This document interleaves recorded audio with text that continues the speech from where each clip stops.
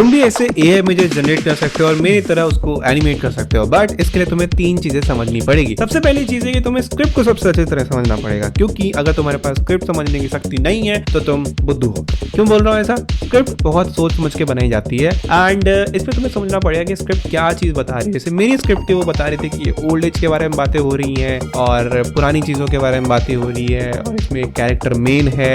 ये सारी चीजें समझनी पड़ती है। दूसरा, जब तुम समझ लेते हो तो उस प्रोसेस को अब थिंकिंग आइडियोलॉजी में कन्वर्ट करना पड़ेगा, जिसको सेकंड स्टेप में ले जाऊंगा, थिंकिंग अबाउट द सीन्स। अब इसमें तुम्हें क्या करना होगा कि तुम अपने सीन्स के पॉसिबिलिटीज के बारे में समझो कि कितने रूम्स हो सकते हैं, कितने कैरेक्टर्स में आ सकते हैं और क्या क्या चीज़ें पॉसिबल हो सकती है। ठीक है, ये चीज़ समझना पड़ेगा।